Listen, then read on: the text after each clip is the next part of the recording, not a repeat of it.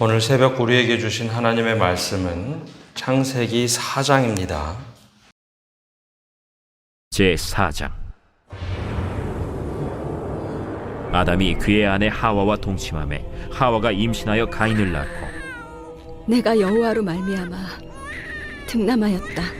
그가 또 가인의 아우 아벨을 낳았는데 아벨은 양치는 자였고 가인은 농사하는 자였더라. 세월이 지난 후에 가인은 땅의 소산으로 제물을 삼아 여호와께 드렸고 아벨은 자기도 양의 첫 새끼와 그 기름으로 드렸더니 여호와께서 아벨과 그의 제물은 받으셨으나 가인과 그의 제물은 받지 아니하신지라. 가인이 몹시 분하여 안색이 변하니 여호와께서 가인에게 이르시되 네가 분하여 함은 어찌 됨이며 안색이 변함은 어찌 됨이냐. 네가 선을 행하면 어찌 낯을 들지 못하겠느냐. 선을 행하지 아니하면 죄가 문에 엎드려 있느니라. 죄가 너를 원하나 너는 죄를 다스릴지니라. 가인이 그의 아우 아벨에게 말하고 그들이 들에 있을 때 가인이 그의 아우 아벨을 쳐 죽이니라. 여호와께서 가인에게 이르시되 내 아우 아벨이 어딨느냐. 내가 알지 못하나이다. 내가 내 아우를 지키는 자니이까? 네가 무엇을 하였느냐. 내 아우의 핏소리가 땅에서부터 내게 호소하느니라. 땅이 그 입을 벌려 내 손에서부터 내 아우의 피를 받았은즉 내가 땅에서 저주를 받으리니 내가 밭을 갈아도 땅이 다시는 그 효력을 내게 주지 아니할 것이요 너는 땅에서 피하며 유리한 자가 되리라. 내 죄짐을 지기가 너무 무거우니이다. 주께서 오늘 이 지면에서 나를 쫓아내시온즉 내가 주의 낯을 배웁지 못하리니 내가 땅에서 피하며 유리하는 자가 될지라. 무릇 나를 만나는 자마다 나를 죽이겠나이다. 그렇지 아니하다. 가인을 죽이는 자는 벌을 7배나 받으리라. 하시고 가인에게 표를 주사 그를 만나는 모든 사람에게서 죽임을 면하게 하시니라. 가인이 여호와 앞을 떠나서 에덴 동쪽 노 땅에 거주하더니 아내와 동침함에 그가 임신하여 에녹을 낳은지라. 가인이 성을 쌓고 그의 아들의 이름으로 성을 이름하여 에녹이라 하니라. 에녹이 이랏을 낳고 이랏은 무후야엘을 낳고 무후야엘은 무드사엘을 낳고 무드사엘은 라멕을 낳았더라. 라멕이 두 아내를 맞이하였으니 하나의 이름은 아다요 하나의 이름은 실라였더라. 아다는 야발을 낳았으니 그는 장막에 거주하며 가축을 치는 자의 조상이 되었고 그의 아우의 이름은 유발이니 그는 수금과 퉁소를 잡는 모든 자의 조상이 되었으며 실라는 두발가인을 낳았으니 그는 구리와 쇠로 여러 가지 기구를 만드는 자요 두발가인의 누이는 나아마였더라. 라멕이 아내들에게 이르되 아다와 실라여, 내 목소리를 들으라. 라멕의 아내들이여, 내 말을 들으라. 나의 상처로 말미암아 내가 사람을 죽였고 나의 상함으로 말미암아 소년을 죽였도다. 가인을 위하여는 벌이 7배일진데 라멕을 위하여는 벌이 77배이리로다. 아담이 다시 자기 아내와 동침함에 그가 아들을 낳아 그의 이름을 셋이라 하였으니 이는 하나님이 내게 가인이 죽인 라벨 대신에 다른 씨를 주셨다. 셋도 아들을 낳고 그의 이름을 에노스라 하였으며 그때의 사람들이 비로소 여호와의 이름을 불렀더라. 오늘 새벽에도 하나님의 은혜와 평강이 함께하기를 축복합니다.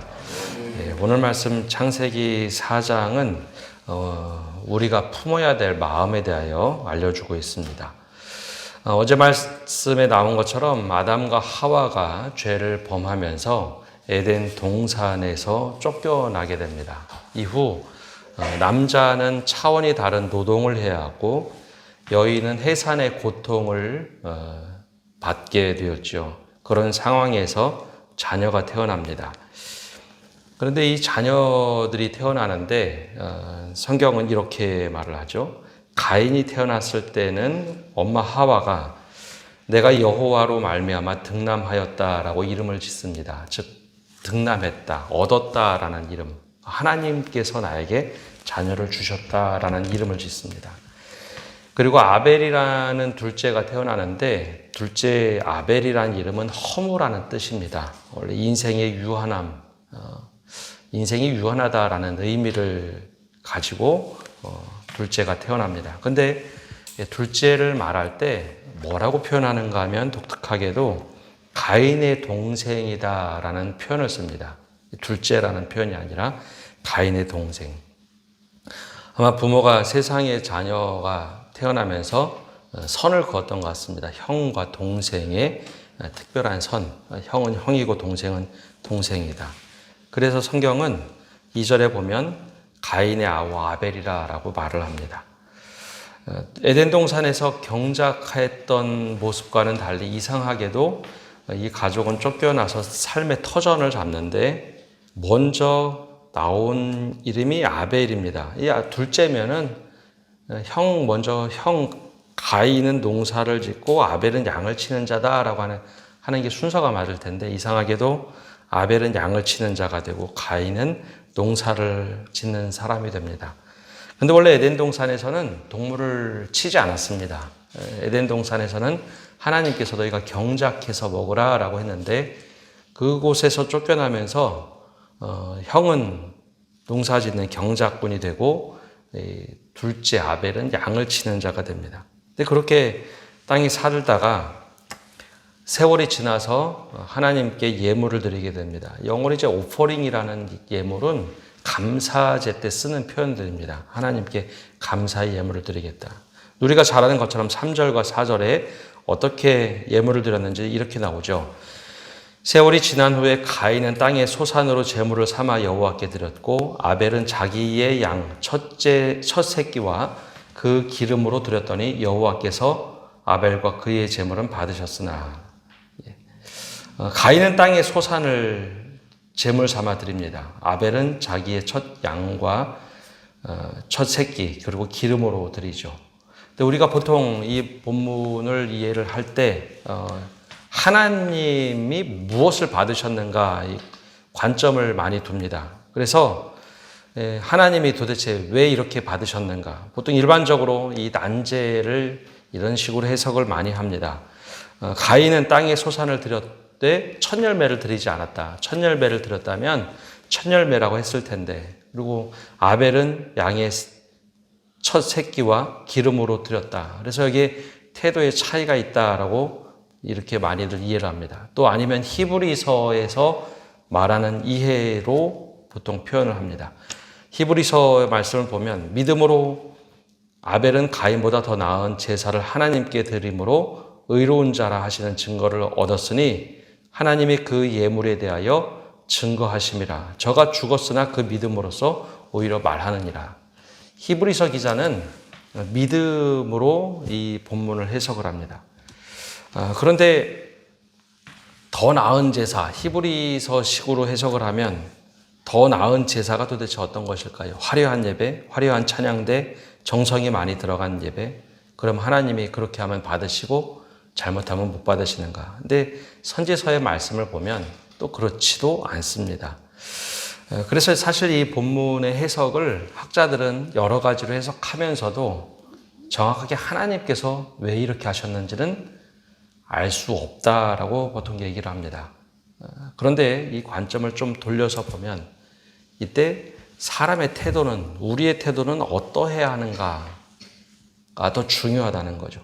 히브리인들의 관점으로 이걸 보면 히브리인들은 하나님 예배를 잘 받으셨다. 그걸 어떻게 이해를 했는가 하면 내게 돌아오는 축복이 많으면 하나님이 예배를 잘 받으시고 내게 오는 축복이 많지 않으면 하나님이 예배를 잘 받지 않으셨다라고 생각하는 문화가 있었습니다. 그래서 신명기 말씀을 보면 이 복에 대한 이야기가 있죠.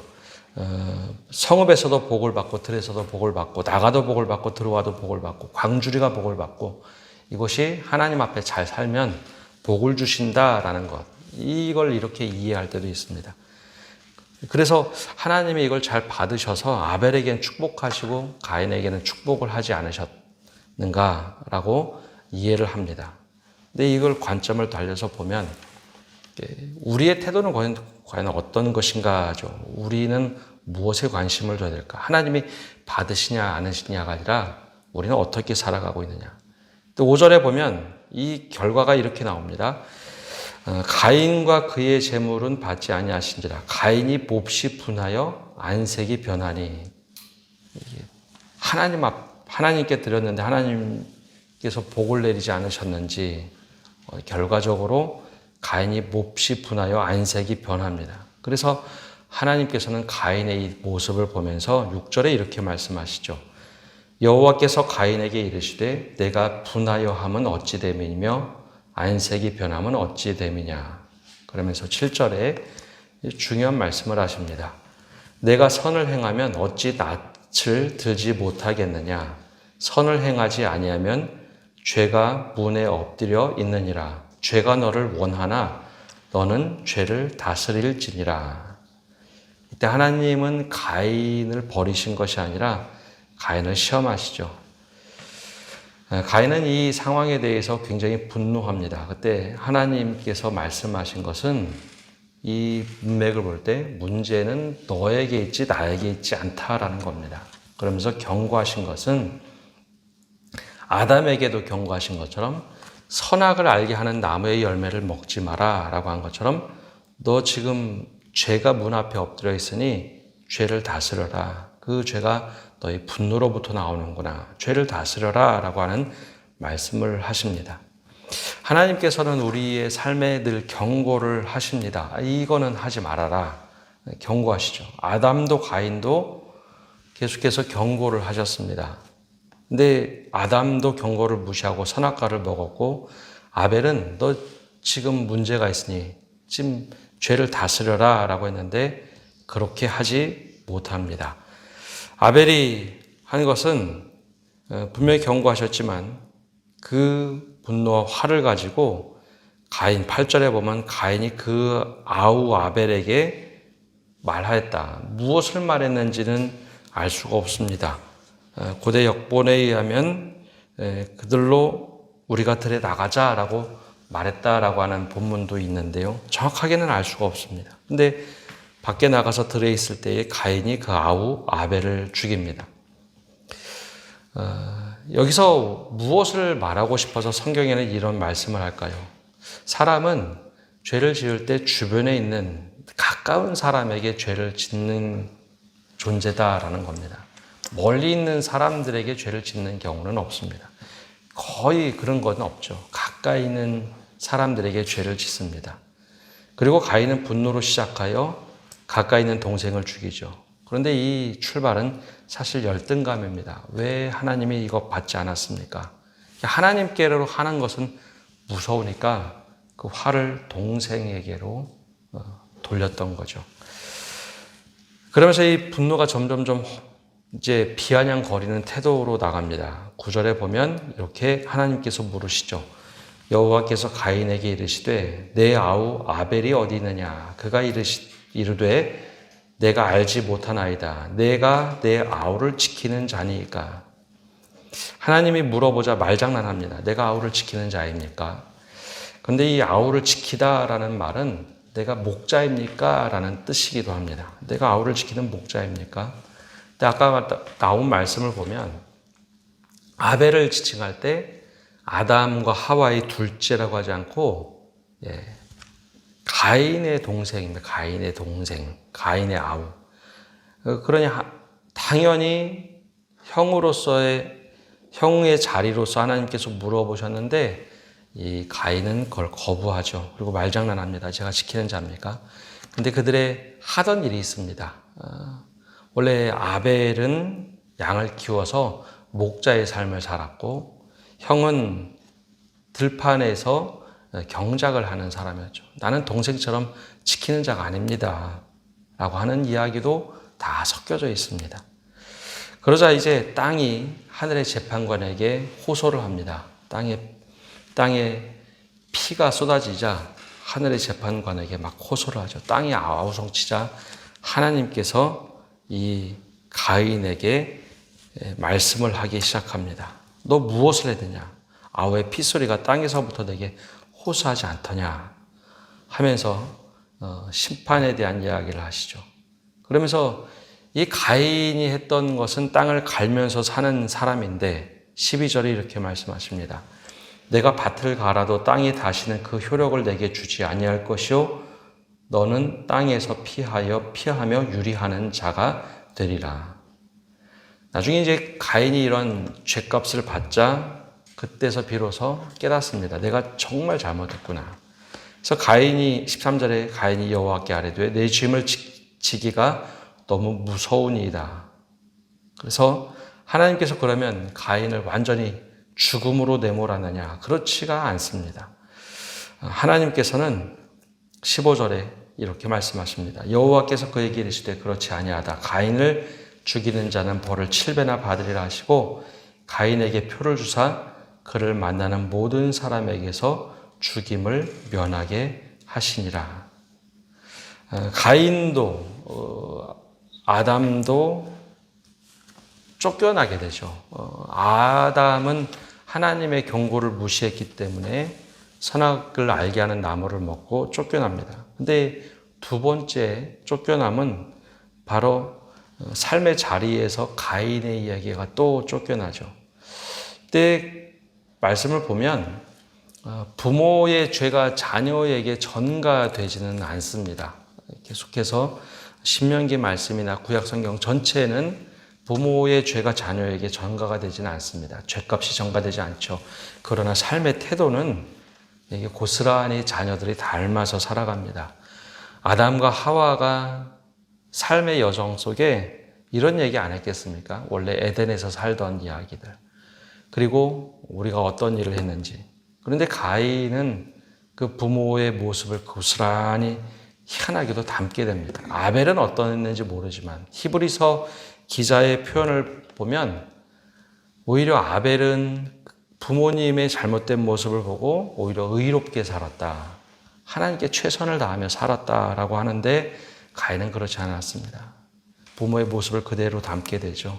그러면서 똑같은 이야기가 거의 데칼코마니처럼 반복이 됩니다. 하나님께서 경고하시는 것을 뛰어넘었고 하나님께서 너 도대체 어디 있느냐라고 말씀하실 때 아담과 하와는 우리가 벌거벗었으므로 숨었나이다 라고 엉뚱한 얘기를 하죠. 엉뚱한 얘기. 숨습니다. 똑같이 동생 아벨이 어디 있느냐, 너 도대체 어디 있느냐라고 물어볼 때 비아냥거리면서 그 이야기를 피해버립니다. 근데 이 모습을 보면 죄가 전가되지는 않지만 그 모습을 가장 가까이에 있는 사람들이 많이 닮는다는 것을 보여주고 있습니다. 그러면서 우리에게 어떤 삶을 살 것인가? 우리는 하나님이 이걸 받으셨느냐 안 받으셨느냐 관심이 많지만 우리가 어떤 태도를 가지고 삶을 살아가느냐 오늘 창세기 4장은 우리들에게 도전을 합니다. 가인은 삶의 태도에 있어서 안색이 쉽게 너무 변하였고 그리고 잘못된 것에 야, 너 죄가 바로 앞에 뭉클이고 있으니까 죄를 다스려라 라고 했는데 그것을 제대로 이루지 못하죠. 그리고 또한 오늘 말씀에는 가장 가까이 있는 이들에게 죄를 지으니 경고하고 조심하라 라고 말씀을 하고 있습니다. 그래서 이 가인의 후에도 라멕도 똑같은 죄 속에 빠지게 됩니다. 23절에 보면 가인의 후였던 라멕이 이렇게 말합니다. 라멕의 아들들에게 이르되 아다와 실라여 내 목소리를 들으라. 라멕의 아내들이여 내 말을 들으라. 나의 상처로 말미암아 내가 사람을 죽였고 나의 상함으로 말미암아 소년을 죽였도다. 가인의 모습과 너무나 흡사한 이야기를 하죠. 어쩌면 가인의 마음 상태를 그의 한참 후손이었던 라멕이 고스란히 담고 이야기를 하고 있는지 모르겠습니다. 나의 상처로 임하여 말미암아 이 상처는 누가 자기를 아프게 했다는 육체의 상처가 아니라 마음의 상처를 주었다라는 거죠. 그래서 내가 상처받아서 그거를 열등감을 모면하기 위해서 내가 사람을 죽이고 그 상함으로 말미암아 소년을 죽였다. 그래서 우리 인생이 이렇게 되는구나라고 자녀들에게 이야기하면서 그래도 우리가 살아내야 된다라는 이야기, 이 죄가 반복됩니다. 그래서 하나님께서는 가인의 후회가 아닌 새로운 삶을 위해서 25절과 26절에 보면 아담과 하와에게 자녀를 주되 셋이라는 세 번째 자녀를 낳게 합니다. 그리고 새로운 삶을 이끌어가죠. 그때 비로소 사람들이 하나님의 이름을 부르기 시작합니다. 예배를 드렸다는 얘기죠. 그 오랫동안 여러 가지 슬픔 때문에 아픔 때문에 예배가 중단되어 있었지만 이제는 다시 예배를 드리기 시작했다. 그래서 우리가 어떤 마음을 가지고 세상을 살아가야 되는가 하는 것을 도전하고 있습니다. 오늘도 우리 이 말씀을 보면서 가인을 반면교사 삼아 살아가시는 우리 성도님들 되시기를 바랍니다. 기도하겠습니다. 하나님, 오늘도 저희가 주님 앞에 나와 말씀을 듣고 나갑니다. 하나님, 최초의 사람들 아담과 하와 그리고 가인과 아벨의 말씀을 보면서 우리가 하나님께로 향한 하나님이 어떻게 하실까가 아니라 우리가 이 땅에서 어떻게 살아가고 있는가, 우리의 마음을 다시 한번 돌아보게 하여 주옵소서. 하나님, 우리가 가장 가까운 이들에게 상처를 주고 살아가지는 않는지, 또 아픔을 주고 살아가지는 않는지 돌아보게 하시고, 또 가인과 같이 죄가 문 앞에 웅크리고 있는데 죄를 다스리며 살아가라 라고 주님께서 우리에게 말씀하시는데 우리가 그 죄에 오히려 걸려 넘어지고, 아니 죄를 더 강력하게 먹을거리를 주고 살아가지는 않는지 돌아보게 하여 주옵소서. 오늘 한날도 모든 것을 주님께 맡겨드리며 예수님의 이름으로 기도합니다. 아멘.